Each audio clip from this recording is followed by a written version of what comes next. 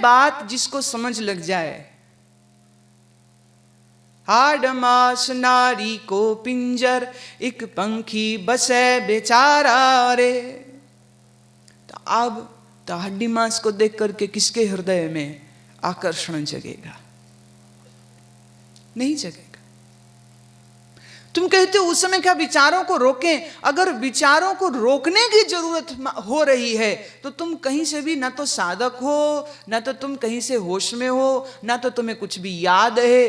तुम सिर्फ एक साधारण मनुष्य हो जो हर सुंदर स्त्री को देख करके काम विचार में डूब जाता है। तुम अपने आप को साधक कहां से कह रहे हो? मैं ये नहीं कह रही हूं कि प्रतिक्रिया नहीं होगी, होगी। अब आप पशु जगत में नहीं हैं, आप मनुष्य हैं। पशु जगत में संबंध कोई मायने नहीं रखते। गाय जिस बछड़े को पैदा करती है, भैंस जिस बच्चे को पैदा करती है, कुतिया जिस बच्चे को पैदा करती, जिस पप को पैदा करती, जब यही उसका बालक बच्चा उसका जवान हो जाए तब उसको यह याद नहीं रहेगा कि इसकी मां है। पशु जगत में मां या एक ही गाय से उत्पन्न हुई बछिया या बच्चे में भी संबंध होगा, क्योंकि ना तो ये याद मालिक को रहेगी, यहां से बिक गया वहां चला गया, वहां बिक गया वहां से वहां चला गया, देर बाद इकट्ठे हो क्या मालूम। पशु जगत में बहन भाई मां पिता ऐसा कोई संबंध, ऐसा कोई रिश्ता है, वहां सिर्फ शरीर है बस। लेकिन मनुष्य के पास शरीर के साथ मन भी है, बुद्धि भी है, चित्त भी है और समाज की दी गई व्यवस्था भी है। बहन है, भाई है, माँ है, पिता है। अभी कहीं कहीं इस तरह की भी घटनाएं घटी जहाँ पिता ने अपनी ही बेटी के साथ संभोग किया। ये बात जब तक पुलिस के पास पहुंची तो मालूम हुआ कि माँ जानती थी, पर माँ पति देव से संबंध कहीं टूट ना जाए इसलिए वो मुंह बंद रखती। और ये बच्ची कभी किसी सहेली से या स्कूल की टीचर से या जैसे कैसे वो बात कह जाती है तो ही जाकर के प्रशासन तक, अधिकारियों तक ये बात पहुंची, तुरंत अरेस्ट कर लेते। ये संभव नहीं। पिछले दिनों दिल्ली में घटना घटी, बहन भाई ने मिलकर अपनी मां को मार दिया। क्यों मार दिया? पहले तो ऐसे ही गप झूठ बोल दिए कि डाकू आए थे वो मार गए। बाद में जब पुलिस ने बयान लिए अपने ढंग से तो पिता ने स्वीकार किया कि बहन और भाई का शारीरिक संबंध था। और मां को मालूम हुआ, मां ने मना करना चाहा तो मां न रहेगी, ना कोई मना करेगा, तो मां की ही हत्या कर दी। अब ये घटना जब घटती है तो ये मनुष्य जगत की घटना नहीं, ये तो पशुता, ये तो पाशविकता की बात हो गई। पशु जगत में कोई नियम नहीं, पशुओं जगत में कोई संयम नहीं। मैंने कल कहा था पशु जगत में नेचुरल साइकिल का ही संयम है। मनुष्य के पास वह नेचुरल साइकिल तो नहीं है, लेकिन ईश्वर ने उसको बुद्धि दी है और इस बुद्धि का उपयोग अगर वो करता है और अगर वह इस बात को समझता है तो सही आयु आने पर, सही जीवन साथी के मिलने पर, अब वो प्रेम विवाह हो कि वो अरेंज मैरिज हो, एक अलग विषय, मैं अभी नहीं उसको उठाना चाह रही हूं। एक दफे वह विवाह, फिर कह दूं विवाह बहुत बड़ी जिम्मेदारी है। लड़की लड़के का मत, मन, रुचि, स्वभाव मिलने चाहिए, उनको एक साथ रहना।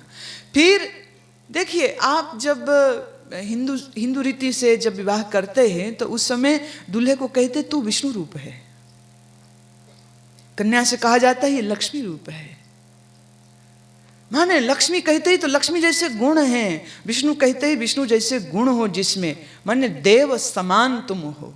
अब देव समान हुए तो रुचियां, मन, विचार, स्वभाव ये सब पहले मिले, शारीरिक मिलन बाद में, पहले नहीं। अगर पहले हो रहा है तो तुम पशु हो, तो पशुओं को तो ज्ञान नहीं दिया जा सकता, पशुओं को समझ भी नहीं आएगी क्योंकि पशु के पास बुद्धि नहीं है। प्रश्न ये है तुम पशु हो कि मनुष्य? Who are you? So behave accordingly. If you are an animal, behave like an animal. If you are a human being, then behave like a human being. वैचारिक तल पर, स्वभाव के तल पर, रुचियों के तल पर, मानसिक, बौद्धिक, भावनात्मक यह मिलन पहले हो तो फिर शरीर का मिलन सिर्फ दैहिक नहीं रह जाएगा, फिर शरीर का मिलन भी दिव्य हो जाएगा। ऐसे ही दिव्य स्त्री दिव्य पुरुष के संयोग के बाद ही कपिल जैसी संतान जन्म लेती, ऋषि कपिल जैसी संतान, वेद व्यास जैसी संतान, सुखदेव जैसी संतान, ध्रुव जैसी, प्रहलाद जैसी। ध्रुव और प्रहलाद के प्रसंग में यह स्पष्ट कर दूं कि इनकी माताएं भक्ता हो गई थी, इनकी माताओं में बड़ी दिव्यता थी, इसलिए पुरुष पति राक्षस है, विषयी है, कामी है, भोगी है, लेकिन मां के प्रताप से संतान अद्भुत पैदा हो गई। क्योंकि 9 महीने जो वो गर्भ में रहा है ना, ये ऐसा टाइम है कि जो चाहे मां अपने बच्चे को दे दे, जो चाहे दे दे।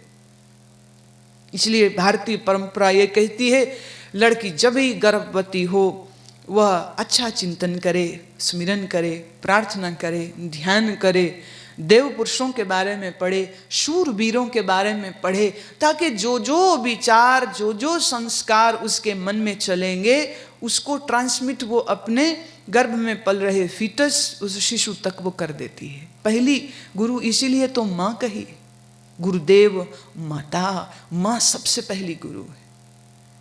याद रहे, तुम्हारी माँ कितनी ही सुंदर क्यों ना हो, तुम्हारी माँ कितनी ही ग्रेट पर्सनालिटी की मालिक क्यों ना हो, किसी भी पुत्र को सामान्य स्थितियों में अपनी माँ के प्रति तो कभी काम उत्तेजना नहीं होती।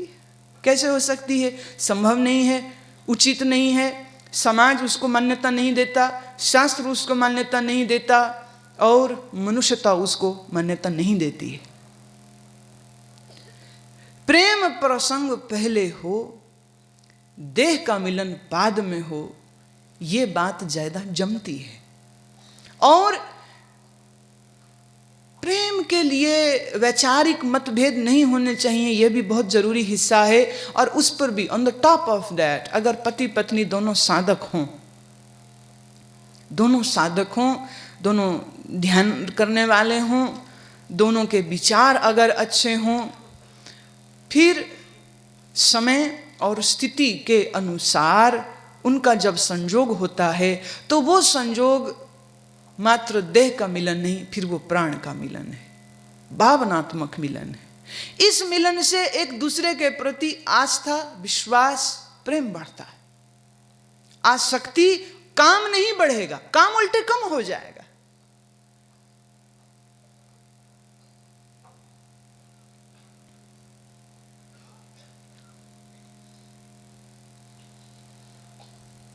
एक चीज इसमें थोड़ी सी मैं और जोड़ देना चाहती हूँ, चूंकि विषय चल ही रहा है तो मैं बात थोड़ा सा और स्पष्ट करना चाहती हूँ। वो ये कि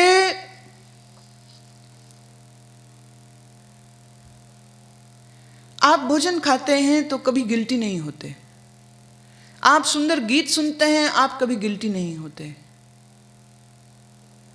लेकिन आप शारीरिक संपर्क के बाद गिल्टी होते हैं, क्योंकि कहीं ना कहीं मन में ये बात बैठी हुई है कि ये गलत है, ये अनुचित है, ये काम के गड्ढे में गिरना है। पर प्रश्न ये है, गिल्ट होना चाहिए था असूलन में जब तुम बहुत अधिक खाते तब भी, बहुत अधिक सोते तब भी, क्रोध अधिक करते तब भी, लोभ मन में उठता तब भी। सिर्फ इसी एक विषय के साथ तुमने ठप्पा क्यों लगा दिया? और चूंकि ठप्पा लगा दिया कि यह गलत है, तो मन का अजीब स्वभाव है, जिस चीज से इसको मना करो ये वही करेगा, जिससे इसको रोको वहीं जाएगा, जिसके बारे में मत सोचो वहीं सोचेगा। अभी रिसेंटली एक मिसाल देती हूं। मैं स्टूडियो में, मेरी रिकॉर्डिंग थी, कमेंट्री, वॉइस डब होना था। तो वॉइस डब जब कर रहे थे तो मेरे से कहा गया कि आप जब बोलते हैं तो होंठ जब खुलते हैं और बंद होते हैं तो एक ध्वनि बनती है। अब ऐसे नहीं पता चलता है, पर जब आप कान में आपके हेडफोन्स लगे हैं और बाहर वो स्पीकर में रिकॉर्डिंग रूम में सुन रहे होते हैं, पहले ध्यान नहीं गया, पर जब बोला कि उसकी आवाज़ आ रही है तो होंठ धीरे खोलिए और धीरे बंद करिए। माने होंठ के खुलने और बंद होने की भी एक आवाज है। It's very subtle sound but it is there. वो ना हो, अब हुआ ये, हम बोल रहे हैं, पर चूंकि ये बात कही गई तो बुद्धि ने पकड़ ली, अब पूरा का पूरा ध्यान यहीं आ गया। पहले भी बोल रहे थे, उसके पहले पता नहीं कितने बार रिकॉर्डिंग कर चुके हैं, लेकिन जब ये बात कही तो मैंने पूरा टाइम टोटल लिप की जो मूवमेंट है, the very smallest the minutest one, it's being observed. मेरे लिए बोलना मुश्किल हो गया। शरीर दिमाग जल्दी से नई चीज को एक्सेप्ट नहीं कर पाता, थोड़ा वक्त लगता है। फिर जब उन्होंने ट्रायल हो गया, सब ठीक है, वॉइस ठीक है, लेवल ठीक, ये ठीक, वो ठीक, अच्छा अब ओके, अब करिए, अब बोलिए आप। ये आवाज ना हो, पूरा ध्यान उसी आवाज में चला गया। ऐसे ही व्यवस्था ने, धर्म ने, गुरुओं ने, साधुओं ने, शास्त्रों ने ये कहा, तुम कामी मत बनना, कामी मत होना। तो जब भी तुम काम व्यवहार की ओर गए, दोष लगा, पाप कर दिया, ये लगा। दूसरे, ये अच्छा नहीं है, ये अच्छा नहीं है। अब चूंकि अच्छा नहीं है, ये नहीं होना चाहिए, तो ध्यान उसी ओर चला गया।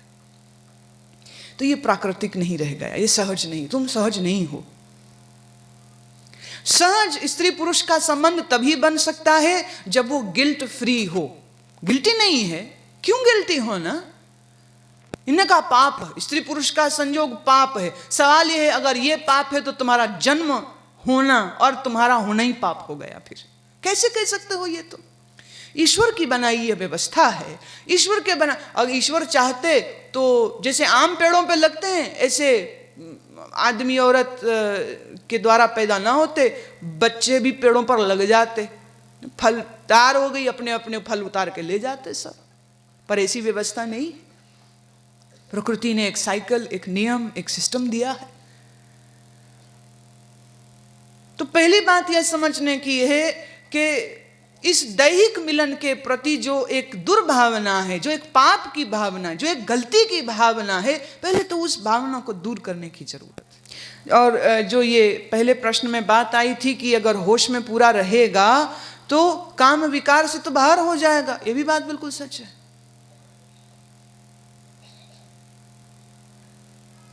होश को साधिए। चौथी बात, शरीर का मूल स्वरूप क्या है, शरीर की नश्वरता, शरीर के मिट जाने का यह चिंतन, यह वैरागमयी चिंतन भी साथ में चले।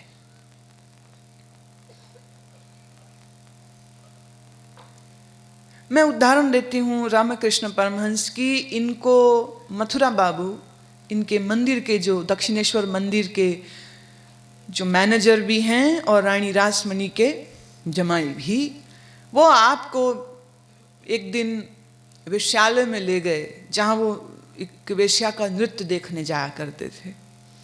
तो इनको कहना, आज तुमको मेरे साथ चलना ही होगा। तो वो चले गए। अब तुम कहोगे भी ये कैसे संत थे, वहाँ कैसे चले गए? भाई यही तो मजा है। संत के मन में किसी जगह के प्रति पाप और पुण्य का विचार फिक्स है ही कोई नहीं, सहज है वो तो।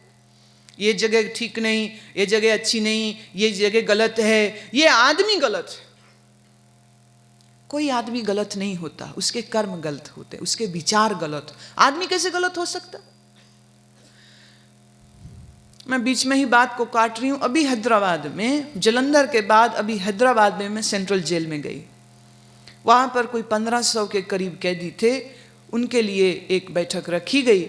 एक तमिल तेलुगु जुबान में जो मैं बोलूँगी उसको ट्रांसलेट करेंगे। 10 मिनट मैं हिंदी में बोलती, 10 मिनट वो तेलुगु में उसको साथ साथ लिखे हुए को वो ट्रांसलेट करके बोल देती।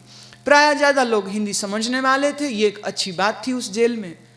बड़ी सुंदर जेल है, ओपन एयर स्टेडियम है, थिएटर है, पूरा थिएटर है भाई, बहुत बढ़िया। इसे स्टेप्स बने, सब कैदी वहाँ बैठ गए। अब मैंने आधा समय तो सत्संग किया, कुछ विचार रखे, और फिर आधा समय उनको ऊर्जा ध्यान कराया। मैंने ये कहा भी तुमको करना हो तो करिएगा, पर मेहमान हूं मैं तुम्हारी, तो मेहमान का कहा तो मान ही लेना चाहिए, तो एक बार कर ही लो, हर्जा क्या है उसमें। अब जैसे ही ऊर्जा ध्यान में पहली स्टेज में थोड़ा उनकी हिचकिचाहट थी, कर रहे हैं हिचकिचाहट, दूसरे में आते आते उनकी वो हिचकिचाहट चली गई, अच्छा लगने लग गया। तीसरी स्थिति में आते आते बिल्कुल उसमें ऐसे ही जैसे तुम ध्यान करते हो। और चौथा आखिरी जो 6 मिनट का हिस्सा जिसमें संगीत भी बहुत तेज हो जाता है, जब वो शुरू हुआ तो मैंने बोल दिया, तेलुगु में भी उनको कह दिया कि आप चाहें तो शरीर की जो क्रिया हो तो उसको रोके नहीं, और शरीर अगर नृत्य में जाए तो उसे जाने दीजिएगा। वो देखने वाला दृश्य था, बैठे बैठे नाच रहे थे, किसी के आंख से आंसू आ रहे, कोई मुस्कुरा रहा है आनंद में। हमने समय से पहले ध्यान पूरा कराया और फिर कहा कि अच्छा भाई अब मैं चलती हूँ, आँख खोल लो। आधे से ज़्यादा आँख खोल ही नहीं रहे। 5-6 कैदियों को मेरे पास लाया गया कि मैं उनको प्रसाद दूं अपने हाथ से। जब उनको प्रसाद दिया और मैंने उन लोगों से बात भी की, पूछा कैसा लगा, 3 जन जवाब दे पाए, अच्छा लगा, बहुत अच्छा लगा। 2 बोल नहीं पाए, बस आंसू आंख में थे उनके, कुछ नहीं कह पाए, तो कुंट टॉक। प्रसाद दिया, अलविदा का, बाहर गए। कौन कहता आदमी बुरे होते, हालांकि वो वहां पर हैं तो कुछ ना कुछ गलत तो उनके हाथ से हुआ है। परिस्थिति जनक हो, सिविल केसेस हो, प्रॉपर्टी के केसेस डिस्प्यूट्स हो, कि क्रिमिनल केसेस हो, जो भी हो, कुछ ना कुछ था। अब वहां पर वो बैठे हैं, लेकिन जब ध्यान का अवसर मिला है, आनंद हो रहा है, अच्छा लग रहा है। जब जलंधर में मैंने कराया तो बाद में वहां के सुपरिटेंडेंट का मैसेज आया कि सब कैदी कहते हैं कि ये सिटिंग क्या रोज नहीं हो सकती यहां पर, तो उनको कैसेट्स भिजवाए गए। आज वो ऊर्जा और निष्क्रिय जितने हमने टेप बनवाए हैं, आज उसके साथ वहां कैदी बैठे ध्यान कर रहे हैं। उनके पत्र आए मेरे पास 10-15, एक एक करके ऋषि अमृत में उनको प्रकाशित करने का भी मैं मन रखती हूं, ताकि आप भी पढ़ सकें। और उन लोगों का जो प्यार है, जो श्रद्धा है, जो मिलने के बाद हमको हुई, तो कोई एकदम से ना झट से नहीं कह देना चाहिए ये जगह बुरी, ये जगह अच्छी, ये आदमी बुरा, ये आदमी अच्छा। तो रामकृष्ण को वो वहां ले जाते हैं, वो चले जाते हैं। और वेश्या ने, नर्तन करने वाली उस नर्तकी ने जब अपना नृत्य प्रारंभ किया, सब देख रहे हैं, रामकृष्ण देख रहे हैं, नृत्य उसका पूरा हुआ। बाकी लोगों ने तो, किसी ने पैसे उछाले, किसी ने थैलियां दी, किसी ने कुछ दिया। रामकृष्ण अपने आसन से उठ खड़े हुए, मथुरा बाबू चिंतित हुए, ये उठ के जा कहाँ रहा है तो मंदिर का पुजारी, ये जा कहाँ रहा है। और क्या देखते हैं, वो नर्तकी के सन्मुख गए और साष्टांग प्रणाम करते, माँ, ये माँ, ये मेरी काली माँ। वो वेश्या है, वो हाव भाव अपने ढंग के कर रही है, वो अश्लील नृत्य कर रही है, वो गीत गा रही है श्रृंगार रस के। और रामकृष्ण वहां बैठे हैं, देख रहे हैं, प्रतिक्रिया भी कर रहे हैं, लेकिन प्रतिक्रिया कर रहे हैं जय मां, जय भवानी, जय दुर्गे, नमस्कार करते।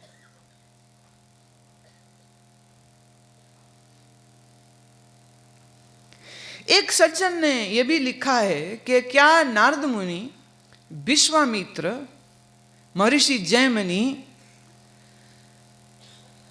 क्या इनमें होश और ज्ञान की कमी थी? क्योंकि इनकी जीवन कथाओं में ऐसे प्रसंग आए हैं, जैसे नारद मुनि को विष्णु ने स्त्री रूप रख के छला था, विश्वामित्र के लिए मेनका आई थी, और महर्षि जैमिनी के जीवन में घटना घटी तो क्या इन लोगों में होश और विवेक और ज्ञान की कमी थी? आप हमको होश विवेक ज्ञान से काम को वश करने में कहते हैं। मैंने वश करने का शब्द कभी भी उपयोग नहीं किया है। You can not control it, but you can always transcend it. तुम इसको जबरदस्ती रोक नहीं सकते हो, लेकिन तुम इसके पार जरूर जा सकते हो। नारद और विश्वामित्र के जीवन में जो घटनाएं घटी हैं, जहां पर ये किसी किसी स्त्री के प्रेम प्रसंग में चले गए, विवाह भी कर लिया, संतान भी इन्होंने उत्पन्न करी। अब नारद जी के विषय में तो बाद में पता चला सच हुआ ही कुछ नहीं था। विश्वामित्र के लिए मैं स्पष्ट कर दूं, उन्होंने मेनका के प्रेम प्रस्ताव को स्वीकार किया था। जैसी दिखाते हैं ना कि वो तप कर रहे थे, मेनका ने डांस किया और वो चलायमान हो गए और वो तप वप भूल गए, ऐसा कुछ नहीं हुआ था। विश्वामित्र महर्षि के पास मेनका गई तो छलने के भाव से ही थी, पर विश्वामित्र का व्यक्तित्व देख करके वो उनसे प्रेम कर बैठी, और फिर उसने अपना प्रेम प्रस्ताव विश्वामित्र के आगे रखा। शंकराचार्य से पहले ऋषि मुनि ब्रह्मचारी रहे, ऐसा कोई नियम नहीं था, इसलिए ऋषियों की अपनी पत्नियां थी, एक छोड़ के कईयों की दो भी थी। एक ही नहीं, दो पत्नियां भी हैं। वशिष्ठ की पत्नी है अरुंधति देवी है, अत्रि ऋषि की पत्नी है, पत्नी सहित, और उनका जो आश्रम है वो उनका उस बड़े घर में विद्यार्थी आके रहते, सीखते, शिक्षा पाते, ज्ञान पाते, पत्नी सहित होते थे। Celibacy was not the prerogative to be a guru, ना, ये तो कोई जरूरी नहीं था। विश्वामित्र को उसने प्रेम प्रस्ताव दिया कि क्या आप मुझको स्वीकार करते हैं, और विश्वामित्र ने पूरी होश से उसको स्वीकार किया, पूरी होश से स्वीकार किया। और प्रेम करना और विवाह करना कब से दंडनीय अपराध हो गया? ये इस बात को आज आप बहुत अच्छी तरह से समझ लीजिए। विश्वामित्र की तपस्या मेनका ने भंग नहीं की थी, विश्वामित्र ने सिर्फ उसके प्रेम के प्रस्ताव को स्वीकार किया था बाकायदा। और I think so it's very natural and normal also. एक स्त्री अपनी लाज संकोच छोड़ करके एक पुरुष से कहती मुझे तुमसे प्रेम है, क्या तुम मुझे स्वीकार करते हो? तो पुरुष कोई बड़ा मूर्ख ही होना चाहिए जो इस स्त्री का अपमान करे उसको इनकार करके। परंतु विश्वामित्र कुपित क्रोधित तब हुए जब उनको यह बात पता चली कि ये अपनी मर्जी से यहां पर नहीं आई थी, मेनका को भेजा गया था, इंद्र ने भेजा, जानबूझ के भेजा है। यह बात उनको अच्छी न लगी कि इसने, जो मेरी आज पत्नी है, जो मेरी प्रेमिका है, वो मेरे से झूठ बोले, मेरे से पर्दादारी करे। इसी बात पर कुपित होके रूठ करके विश्वामित्र ने मेनका का त्याग कर दिया था। लेकिन विश्वामित्र बिल्कुल होश से, बिल्कुल समझदारी से विवाह किया था। नारद जी के विषय में दो बार घटना घटी है, जहां एक बार तो विष्णु जी ने स्वरूप बनाया, स्त्री का छल लिया, और दूसरे बार नारद को एक ऐसा स्वप्न दिखा दिया कि जिसमें वो विवाहित हो जाते हैं, उनके बच्चे हो जाते हैं, और वो सब। एक और भी घटना है नारद के लिए। लेकिन एक चीज है, ये सब घटनाएं ये बतलाती हैं कि नारद जैसा देव ऋषि देवत्व ऋषित्व तक पहुंचने से पहले भूल करता रहा है। क्या बड़ी बात हो गई उसमें? गिरते ही हैं शहसवार मैदाने जंग में। गिरना कोई अनोखी बात, कोई खराब बात नहीं है। खराब बात है गिरते ही जाना, गिरते ही जाना, गिरते। वो है ना इंग्लिश की rhyme, Jack and Jill went up the hill to fetch a pail of water, Jack fell down and Jill came down and Jill came tumbling after. कुछ ऐसे ही था भाई, ठीक है। वो जो जिल टम्बलिंग डाउन आ रहा है ना, वो गड़बड़ है। ना प्रेम करना गड़बड़, ना विवाह करना गड़बड़। हाँ, एक एक सज्जन और पूछते हैं, कपिल पूछता है, क्या हम शादी करें कि ना करें?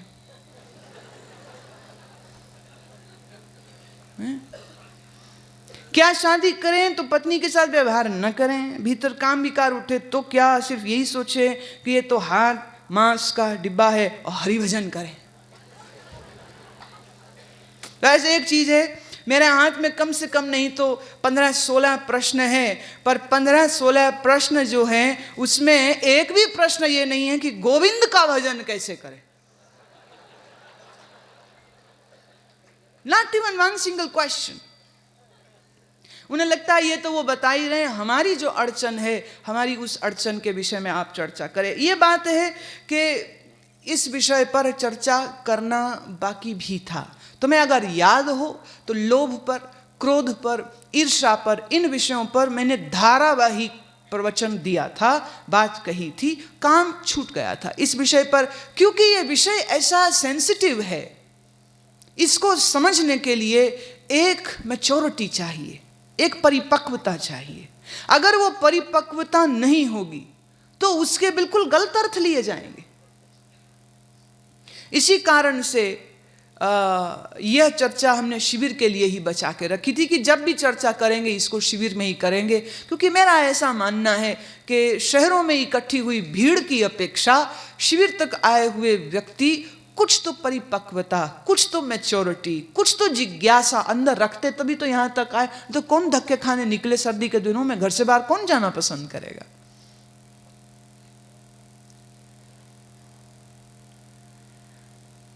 चार चीजें मैंने कही, इन चारों को मैं रिपीट कर दूं ताकि हम अगले स्तोत्र की ओर बढ़ सकें। एक, गिल्ट फ्री होइए। स्त्री पुरुष का मिलाप परमात्मा की बनाई हुई प्रकृति के नियम अनुसार है, हार्मोनल चेंजेस की वजह से है। इसके लिए आप पाप की दुर्भावना मत लाई, नंबर एक। नंबर दो, आप अपने आप को सजग, ध्यानस्थ, होश में लाइए। उसके लिए मैं सुझाव देती हूं निष्क्रिय ध्यान, अति उत्तम। क्योंकि जितना गहन श्वास लेना आप सीखते हैं, और मेरा सुझाव मुद्रा के लिए भी है, क्योंकि मुद्रा में भी आप गहन श्वास, दीर्घ श्वास लेते हैं और दीर्घ उच्छ्वास छोड़ते हैं। यह गहन श्वास के जितने भी प्रयोग हैं, यह आपके लिए एक प्राणायाम की विधाएं हैं, और प्राणायाम से जुड़े हुए ध्यान को करने से आपके शरीर में, आपकी नर्वस सिस्टम में, आपकी मन के ऊपर भी इनका प्रभाव आता है। जैसे आपका ध्यान बहुत गहरा जाए, बहुत अच्छा जाए, तो गहन ध्यान से उठने के बाद न खाने को इच्छा होती है, न बोलने की होती है, न कहीं आने की होती है, और तो फिर काम की भी कैसे होगी? चारों छूट जाते, खा लो नहीं, खाना नहीं, कुछ बात करो नहीं, बात करने की भी इच्छा नहीं। तो दूसरा मेरा सुझाव है सजगता और ध्यान के विषय में। तीसरा, मैं ये चाहती हूं कि स्त्री और पुरुष एक दूसरे के साथ विचार के तल पर, भावना के तल पर, मन के तल पर, हृदय के तल पर एक दूसरे से प्रेम करने की चेष्टा करें। जो मतभेद हैं वैचारिक, जो मानसिक, उन मतभेदों को दूर करने की कोशिश करें। क्योंकि 100 में से 99 बार पुरुष संभोग में इसलिए नहीं उतर रहा है कि उसको पत्नी से प्रेम है, बल्कि इसलिए क्योंकि वो तनाव मुक्ति चाहता। तो तनाव मुक्ति के लिए उसको एक ये ढंग लगता, प्रेम कोई नहीं, प्रेम कोई नहीं। और इस तरह बिना प्रेम के हुआ स्त्री पुरुष का संबंध सिर्फ वासना को बढ़ाने वाला और काम विकार को बढ़ाने वाला होता है, तृप्ति हो ही नहीं सकती। मैं उदाहरण देती हूं, आपको प्यार से कोई रोटी खिलाए तो एक ही रोटी में भी पेट भर जाता है, और कोई आपको प्रेम से नहीं, घृणा से, द्वेष से, यह खाने के लोभ में तुम खाओ तो कितना भी खा जाओ, भूख तब भी बनी रहती। इसी तरह से जो पति पत्नी, जो स्त्री पुरुष एक दूसरे के प्रति प्रेम से भरे होते हैं, एक दूसरे के प्रति विश्वास से भरे हुए होते हैं। और फिर यह इनका प्रेम जब दैहिक तल पर, शरीर के तल पर आता है तो तृप्ति प्रदान करता है, वासना नहीं देता है। फिर तो जैसे आप खाने समय बुद्धि का उपयोग करते हैं, कितना खाना चाहिए उतना ही खाते हैं, ऐसे ही स्त्री पुरुष का प्रसंग भी उतना ही होगा जितना होना चाहिए, ना कम ना ज्यादा। मध्य मार्ग, मध्यम निकाय, मध्य का मार्ग होना चाहिए। अतिशयोक्तियां खराब करती हैं। अति भोगी पुरुष का भोग भोग करके भी अतृप्ति बनी रहेगी। और अगर कोई जबरदस्ती अपने मन का दलन करता है, जबरदस्ती अपने विचार को, अपने वेग को रोकने की कोशिश करता है, तो ये तो आत्मघात करने जैसा ही है। हम काम को जबरदस्ती इसके वेग को रोक नहीं सकते हैं, लेकिन समझ से, बूझ से, ज्ञान से, विवेक से, धैर्य से, और सबसे कीमती बात जो मैं कह रही हूं वो है परस्पर प्रेम से। जब प्रेम गहरा होता है, जब प्रेम गहरा होता है तो फिर इतना ही काफी हो जाता है। It's more than enough. तो मैं एक बात इसमें कहना चाहती हूं कि पंजाबी सूफी काव्य में हमने बहुत से प्रेमी युगल जोड़ों के नाम सुनते हैं। सस्सी पुन्नू, लैला मजनू, श्री फरहाद, सोहनी महिवाल। लेकिन एक जोड़े के बाद आके कहते कहानी बंद हो गई। लैला मजनू हैं, सस्सी पुन्नू हैं, सोहनी महिवाल हैं। कहते हैं कि इनका प्रेम सिर्फ मन के तल तक रहा, देह के तल तक आ नहीं पाया। स्थितियां ऐसी थी, अवसर नहीं थे, सिर्फ मन के तल तक, सिर्फ दूर से देखते चाहते रहे एक दूसरे को। लेकिन मिर्जा साहेब के रूप में, मैंने ये सूफियों का, विद्वानों का ये मानना है कि लैला मजनू ही सस्सी पुन्नू हुए, और श्री फरहाद हुए, और सोहनी महिवाल हुए, और यही फिर मिर्जा साहिबा हुए। तो कहते हैं मिर्जा साहिबा के बाद कहानी बंद हो गई। क्यों? दो वजह। एक, उस जंड वृक्ष के तले मिर्जा साहेब का दैहिक मिलन हो गया, तो वो जो प्रेम का गुब्बारा था ना, वो फूट गया, छूट। प्राय हिंदी फिल्मों में दिखाते हैं शादी हो गई और वो लिख देते हैं and then they lived happily there after. लेकिन सच्ची बात तो यह है, शादी होते ही प्रेम का भी सत्यानाश हो जाता है, प्रेम प्रसंग का भी सत्यानाश हो जाता है। क्योंकि दूर से मिलो, कभी कभी मिलो, सब अच्छे लगते हैं, नजदीक आए तो पता चला रात को खराटे बड़े मारता है। ब्याह गए, साथ रहने लगे तो पता लगा है कि जो लड़की है जो इतनी प्यारी लगती थी, वो नाक से चूहे निकाल निकाल के खा जाती है। जब तक दूर थे तो बॉयफ्रेंड बड़ा प्यारा लगता था, जब नजदीक रहने लगे तो पता चला 4 दिन तक नहाता ही नहीं है, बदबू से भरा हुआ। प्रेम तलक कहानी चलती, शादी होती छुट्टी हो जाती।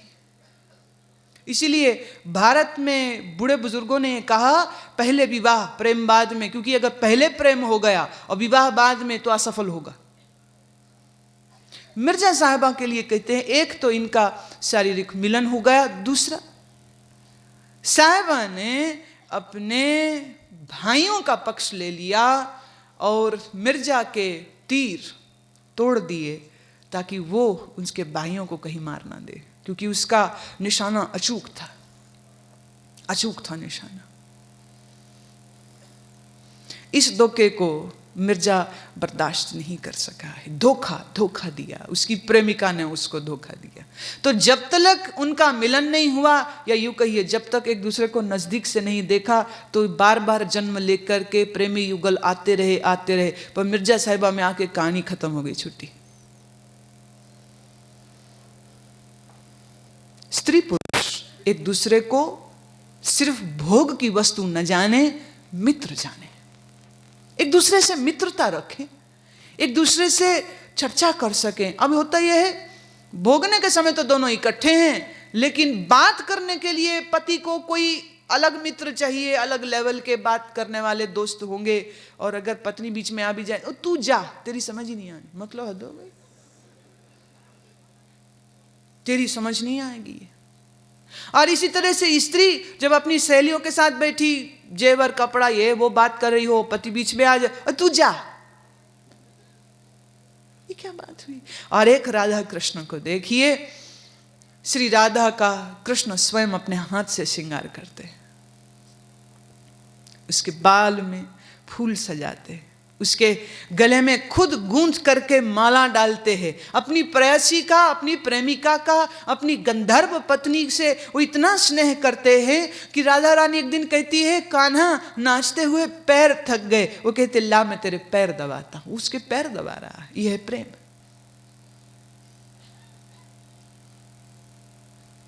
राधा और कृष्ण,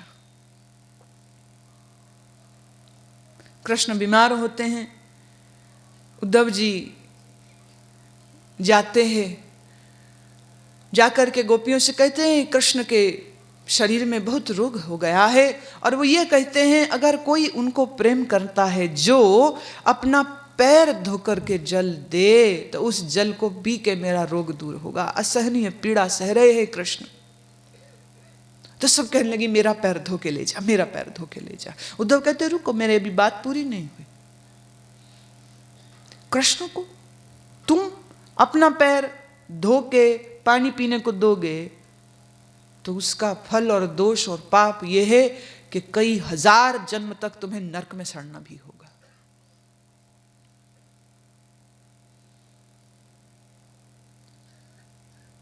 यह बात सुनते ही राधा उठ खड़ी हुई और कहती, उद्धव किस नरक की बात करता है तू? 1000 क्या, कई लाखों लाखों हजार जन्म भी अगर मुझे नरक में यातना सहनी पड़े, क्योंकि मैं अपना पैर धुलाया हुआ जल कृष्ण को पीने को देती हूं, तो अपने प्रियतम के लिए यह कष्ट भी मुझको स्वीकार है। तू चिंता मत कर, धो पैर, ले जा पानी पिला उसको, उसका कष्ट दूर होना चाहिए, उसका रोग दूर होना चाहिए।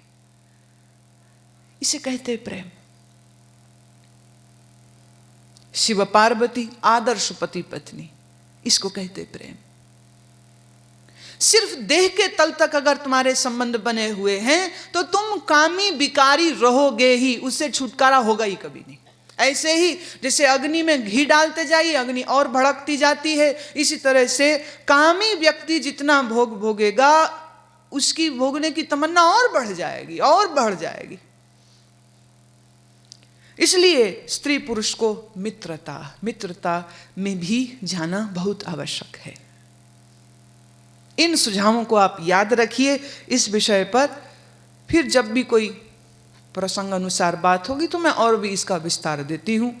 अगला स्तोत्र लेते हैं। काते कांतः कस्ते पुत्रः संसारोऽयं तीव विचित्र। शंकराचार्य कहते कौन यहां मां, कौन किसका बाप, ये सारा संसार का व्यवहार बड़ा विचित्र है। फिर वाणी यही बात दोहराती, कांको माई कांको बाप, नाम त्रिक झूठे सब साथ। एग्जैक्ट उसी का ट्रांसलेशन। कौन मां, किसका मां? कस्य त्वम कह कुतः आयत तत्वम चिंतय तदहि भ्रातः। किस संसार का चिंतन, किस परिवार का चिंतन तू करके अपने जीवन को व्यर्थ करता है? प्यारे, चिंतन ही करना है तो उसका कर। किसका? तत्व का चिंतन कर। किसका चिंतन कर? परमात्मा का चिंतन कर। तुम्हारी वृत्ति बाहर बाहर बाहर बाहर बाहर अगर जा रही है तो इस बहिर्मुखता के रहते तो ईश्वर चिंतन भी कैसे करेगा? इस वृत्ति को अंतर्मुखी कर। और यह वृत्ति अंतर्मुखी कैसे होती है? वैराग्य चिंतन से। वैराग्य चिंतन का ही यह स्वरूप है। कहते हैं कांतः कस्ते पुत्रः, कौन किसका माँ बाप, कांको माई कांको बाप। ये तो सब नाम के झूठे संग साथ हैं, काम चलाऊ हैं। तुम उनका स्वार्थ पूरा करो, वो तुम्हारा स्वार्थ पूरा करे। That's it, that's the whole story.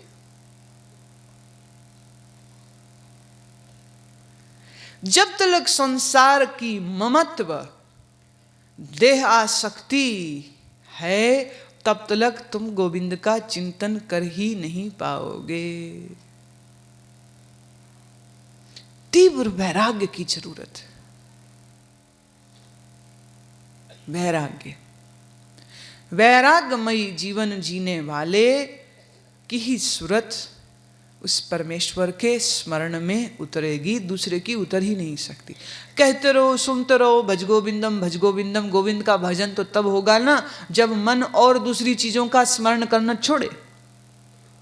मैंने अब इस आसन पे अभी मैं बैठी हूं, जब तक यहां मैं बैठी हूं, दूसरा कोई कैसे बैठेगा? यहां से हम उठ जाएं तब कोई दूसरा बैठेगा। ऐसे ही जब तक मन में भजन चलता है संसार का, पुत्र का, परिवार का, मोह का, तो कैसे गोविंद का भजन होगा?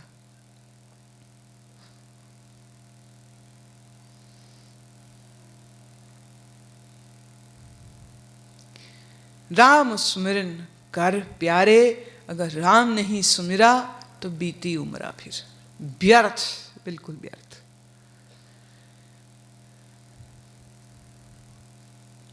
बचपन में हैं कि आप जवानी में हैं कि आप बुढ़ापे में हैं, आप किस अवस्था में हैं, आप किस आयु में हैं, जिस आयु में भी हैं, हर आयु की एक प्रॉब्लम है, एक समस्या है, और उस समस्या का समाधान भी है, और वह समाधान को प्राप्त करके ईश्वर चिंतन में लग जाना सर्वोपरि, श्रेष्ठतम।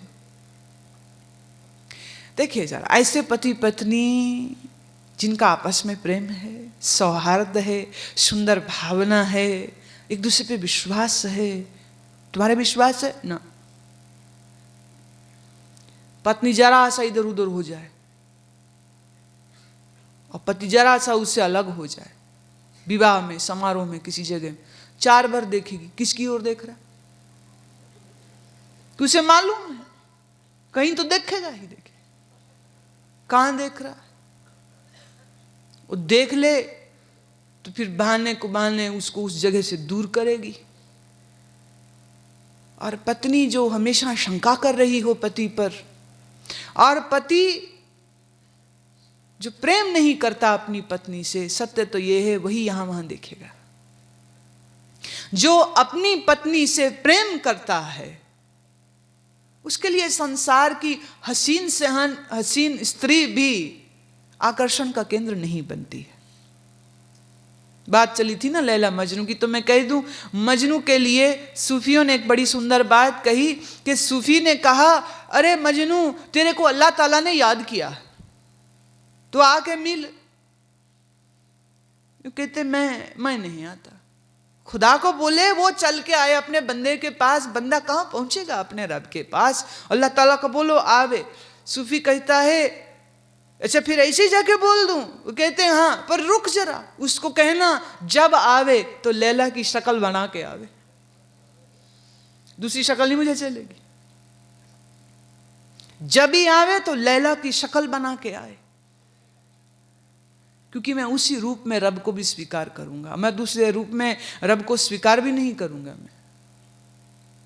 तो ऐसे ही जो पत्नी अपने पति से प्रेम करे, पति पत्नी से प्रेम करे, उनका परस्पर एक दूसरे पर विश्वास है, भरोसा है, सम्मान है, उन्हें कोई चिंता नहीं होती। पति पत्नी ऐसे हों तो फिर उनकी संतान भी बहुत बढ़िया होगी, निश्चित, बिल्कुल निश्चित। और फिर ऐसा घर जहां पति पत्नी और बच्चे अच्छे संस्कार के हैं, और सुबह इकट्ठे ध्यान करते हों और शाम को इकट्ठे कीर्तन करते हों। पति कमा के लाता है, पत्नी घर बनाती है, अथवा पत्नी भी अगर कमाती है, माने पति पत्नी अगर दोनों कमाने जाते हैं तो दोनों मिलके घर के काम को भी कर लेते हैं। ऐसा घर थोड़े स्वर्ग हो गया, जहां शक को कोई जगह नहीं है, जहां परस्पर सम्मान है, जहां खुले विचार हैं, जहां खुली बात आपस में एक दूसरे के साथ की जाती है, जहां एक दूसरे को भोग की वस्तु नहीं, एक दूसरे को जीवन यापन करने के लिए, जीवन जीने के लिए एक साथी, एक मित्र, एक फ्रेंड। तुम्हें किसी और मित्र की आवश्यकता ही न होती अगर तुम्हारी पत्नी तुम्हारी मित्र होती। स्त्री 100 में ऐसा कहती है, चलो 80 दफे भय के मारे, समाज के डर के मारे अपने मन पर अंकुश लगा के रखती है, पति के अलावा यहाँ वहाँ देखने की कोशिश भी नहीं करती है। लेकिन पुरुषों में 100 में से 95 बार वो यहाँ वहाँ देखेगा ही देखेगा। ठंडी आह भर के रह जाए वो बात अलग, पत्नी पे आकर गुस्सा निकाले, लड़े झगड़े, वो बात अलग। पर मुझे कोई औचित्य समझ नहीं लगता है, फिर ऐसे लोगों को साथ नहीं होना चाहिए था, और अगर साथ हैं तो उन्हें अपनी गलती को सुधारना चाहिए। ये बहुत बड़ी गलती। Have a dialogue, talk to one another, बात करिए, चर्चा करिए, पर्दे मत रखिए, झूठ न बोलिए एक दूसरे से, इससे प्रेम बढ़ता है। और जितना पति पत्नी का प्रेम गहन हो जाएगा उतना ही दोनों का काम विकार कम हो जाएगा। घर तो स्वर्ग हुआ ही हुआ, प्रेम तो बढ़ा ही बढ़ा, इस काम के खड्डे से भी बच गए, और क्या चाहिए? What else? और फिर दोनों इस सुंदर संबंध की बगिया में बैठे हुए एक साथ राम का स्मरण करे तो क्या ही बात है, तब तो मन भी टिकेगा। या लड़ झगड़ के कलह कलेश के बाद भजन करने बैठो तो भजन में राम थोड़ी याद आवेगा, भजन में वो बातें याद आएंगी जो एक दूसरे को कह देते।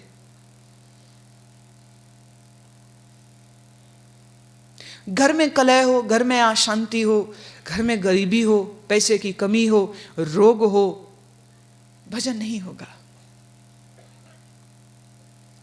भूखे भगत न होई गोपाला, इले अपनी कंठी माला।